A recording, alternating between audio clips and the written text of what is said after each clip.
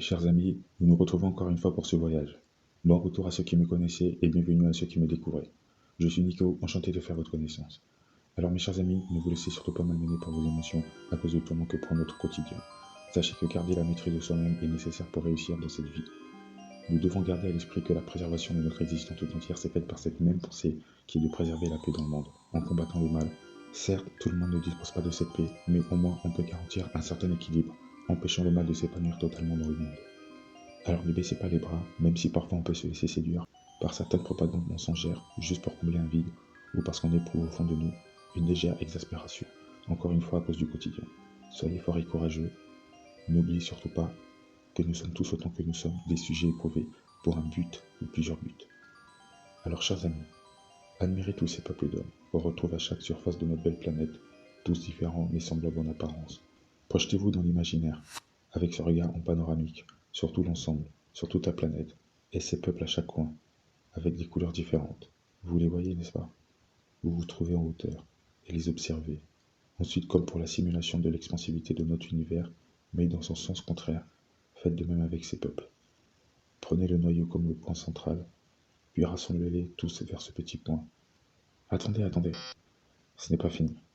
En même temps que vous les rassemblez, prenez conscience du concept du temps comme pour l'univers. Ce qui définit le temps est le mouvement de trajectoire, donc l'activité que prend l'univers. Si l'univers s'assemble en faisant un retour aux sources, vous savez comme la vidéo qu'on rembobine. En la rembobinant, vous pouvez voir l'univers s'assembler dans un point. De même qu'en faisant cela avec l'humanité, on la rassemble dans un point. Ce petit point représente le premier couple qui va engendrer toute l'humanité. L'univers aussi a été engendré par un couple, la matière et l'antimatière. Comme je l'expliquais dans le thème connaissance de vie, à l'origine tout n'est que énergie, mais un phénomène d'agitation thermique va solidifier l'énergie pour en faire de la matière. Et de ce résultat, il va y avoir la matière et l'antimatière. Ça va agir comme un effet de répulsion. Eh bien, à vous de travailler votre imagination et de faire le lien. En ce qui concerne cette idée de pensée qu'on en retrouve est aussi l'empreinte d'un créateur. Alors, chers amis, l'imagination a été léguée pour cette raison, car à partir de l'imagination, on peut simuler une action, un événement, plus encore, pour ensuite juger, conclure par une solution ou autre. La magie de la vie, me direz-vous? Non, je dirais que la magie n'est que illusion, alors que l'imagination crée l'illusion. Donc ce premier couple qu'on va nommer Adam et Ève, vont engendrer l'humanité tout entière. Et là, bien sûr, je parle bien là de la race humaine, et pas de créatures humanoïdes. Ce que ce couple va engendrer, nous y trouvons à travers cet engendrement les traits de ce premier couple. Nous avons tous ce don de parler, d'améliorer nos capacités intellectuelles, d'améliorer l'environnement dans lequel on évolue pour en faire une société. Ce droit de liberté qu'on nomme le libre arbitre, qui se définit clairement par la liberté de penser, la liberté de faire un choix, le droit de s'épanouir dans la voie qui nous semble la plus appropriée, et bien d'autres libertés en rapport avec l'égalité des valeurs de chaque individu, chaque homme.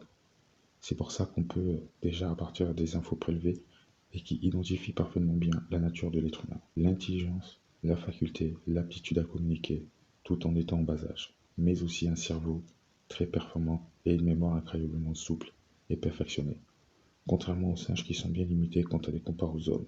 Je vais vous aider à comprendre comment ces cellules ont pu procréer des êtres humains dotés de tellement de capacités intellectuelles et autres. Nous allons encore une fois utiliser l'exemple de la création des personnages de jeux vidéo. Alors c'est à prendre au second degré s'il vous plaît, chers amis. Alors après avoir développé votre idée, vous allez créer votre œuvre. Disons que vous allez commencer à le créer. On va faire bref. Vous allez réaliser des esquisses pour votre jeu vidéo. Puis, il va y avoir par la suite la programmation informatique. En second temps, c'est ce qui va donner vie à votre œuvre. C'est en entrant des lignes de code dans un ordinateur que celui-ci projettera des séquences audiovisuelles. Votre jeu, vous allez le faire évoluer au fur et à mesure avec de nouvelles idées, mais aussi à partir des personnages que vous avez créés et que vous allez par la suite les réutiliser en tant que modèle pour perfectionner de nouveaux personnages. C'est-à-dire que vous allez vous servir du code de données, évidemment numérique, puis modifier quelques chiffres afin qu'ils aient quelques traits de caractère similaires, mais aussi quelques différences. Cette idée est due au fait que vous avez besoin que ce nouveau personnage puisse utiliser ces quelques traits de caractère et physique pour des missions plus délicates et plus stratégiques. Par exemple, si je prends le singe, personnage que j'ai créé, bien sûr dans mon imagination, on est d'accord, ainsi que d'autres, mais chez celui-ci, je lui ai attribué quelques avantages, comme les mains et autre chose. Des mains pour pouvoir les utiliser. Mais j'ai ce besoin de créer quelque chose capable de faire autre chose de mieux, tout en utilisant les avantages du personnage, et que j'ai développé pour le rendre plus performant. Et bien sûr, l'idée n'est pas partie pour la raison qui concerne le singe. Disons que j'ai décidé parce que c'est ma marque de fabrique, et que c'est ainsi que je procède pour chaque personnage. Et dans notre réalité, c'est peut-être ainsi que la divinité créatrice agit. Le lion et le tigre se ressemblent, le requin et le dauphin aussi. On penserait tout de suite à un lien parenté, alors que faux. L'origine remonte à ces molécules qui se sont perfectionnées à l'aide d'une conscience majestueuse, puis ont donné vie à des organismes plus complexes. Chaque organisme vivant provient d'une famille dont les informations données sont directement liées, là où la science fait l'erreur en mettant en avant le concept de race. Chers amis, pour ceux qui lisent ou qui ont lu la Bible, je vous mets en garde contre la fiction qu'apporte le passage des anciens astronautes. C'est un récit qui est clairement en contradiction avec le reste du contenu. Premièrement, on vous dit que Adam a été, a été instruit dans la connaissance de chaque spécimen, ainsi que dans la science astrologique. Les musulmans pourront le certifier. Ensuite, il y a eu la création de sa femme et bien sûr le récit du péché du fruit défendu. Mais aussi, on vous dit que le Créateur est esprit unique, donc un être constitué uniquement d'esprit et non de corps, et non de matière, si vous voulez, et qui agit par l'esprit, donc à travers ses pensées. Et donc, vous voyez bien que le passage sur les anciens astronautes n'est pas en adéquat avec les récits au sujet de la création de l'homme et de l'identité du Créateur. Et oui, je suppose que certains me diront que des anges au service de Sa Majesté seraient probablement ces astronautes. Sauf que faux. Rappelez-vous que les gens se sont prosternés devant l'homme par rapport à son statut privilégié. Un homme qui a pris vie par le souffle de vie. Nous avons vu dans le thème connaissance de vie ce qu'est la vie, l'essence, qui permet à l'être de pouvoir exister. Et puis franchement, nous savons effectivement qu'il existe des créatures vivantes, intelligentes, qu'on ne verra sûrement pas tout au long de cette vie, mais nous avons cette conviction qu'elles existent tout comme c'est le cas pour nous. Mais prenez conscience que chaque créature, ou mieux encore, chaque type, genre, dont on peut faire le lien d'un regard éloigné, ont été créés par période, âge, ère, et aussi en fonction de l'environnement, du climat, de la température et des éléments en contact. Mais aussi en fonction du temps que mettront ces premiers organismes vivants à se développer. Nous parlerons de la théorie des astronautes dans le thème la race extraterrestre.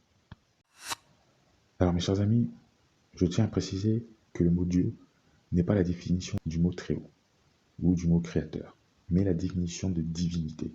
Deus, Zeus, origine gréco-romaine, Elohim égale Dieu égale divinité. Or, lorsqu'on mentionne le Très-Haut dans la Bible ou même dans le Coran, on sous-entend que c'est le Créateur. Souvent, quand on retrouve le mot Dieu pour faire allusion au Très-Haut, c'est justement suivi de Dieu de mes pères, Dieu d'Israël, Dieu des prophètes, et etc. Ou alors, il y aura toujours un mot qui va précéder Dieu, afin qu'on comprenne que c'est un Dieu particulièrement différent des autres divinités, donc des autres dieux.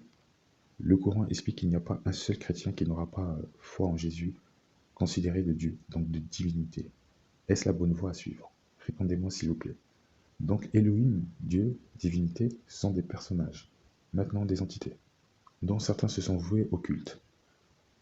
Vous avez ce récit que vous pouvez vous-même retrouver par vos propres recherches, puis y faire le lien facilement sans ambiguïté. Je n'ai pas à vous l'offrir sur un plateau, les amis, alors que vous vous autoproclamez vous-même adepte du Dieu, de vos pères et mères, et donc censé avoir été enseigné par ce qu'on vous a légué sur la main droite. À chacun sa vérité, seuls les pervers s'égareront, et voire s'aveugleront devant ce qui paraît comme étant logique et réel. Cette théorie des premiers astronautes a une part de vérité, mais qui s'est enfuie sous mer par appréhension pour l'homme, sur plus de 3 civilisations à partir de la civilisation de Noé, d'où le déluge. Ce sont des morceaux retrouvés qu'on peine à les authentifier à cause du sinistre causé dans le passé, mais qui refait surface pour disparaître et réapparaître une bonne fois pour toutes au cœur de notre planète et brûler. Mes chers amis, comme je l'ai dit, l'homme a un ego démesuré, et en plus de cela, il est menteur et aime qu'on le manipule. Dès lors qu'on lui présente une illustration ou autre qui lui inspire une sensation de palpitation, de mystère, d'étrange, limite du paranormal, il va se laisser séduire pour en faire une réalité qui va dans son sens. Et bien évidemment, ce qui va déclencher tout ça, c'est une émotion. Et de cette émotion, les images se succèdent, les pensées sont animées de questionnements, car ils cherchent une réponse, une explication. Et pour arriver à cela, il va devoir faire des recherches. Et ces recherches doivent absolument suivre son sens, donc sa réalité, ou dirais-je, son interprétation, pour qu'il se sente bien et qu'il éprouve ce sentiment de bien-être. Remarquez bien, chers amis, nous sommes attirés par ce qui est méconnu et surréaliste. Certains, par exemple, comme des adeptes d'une quelconque doctrine, ne s'adonnent pas à leur divinité ou gourou par amour, mais par passion, plaisir personnel, curiosité et même par fantasme. C'est ainsi qu'ils se laissent manipuler. C'est pour ça, les amis, qu'il faut avant tout étudier, analyser, comprendre et surtout enquêter sur l'organisme communautaire dont vous dépendez, pour voir si oui ou non il y a de bonnes intentions. Rappelez-vous, dans le thème connaissance de vie, je vous ai dit que nous ne sommes pas assez attentionnés pour anticiper les probabilités d'une action qu'on qualifierait de bien pour nous, mais qui s'avérerait compliquée, voire dérangeant pour d'autres. Peut-être pas directement, mais à la longue. Alors mes chers amis, on se donne RDV pour la partie 2. À bientôt, peace and love.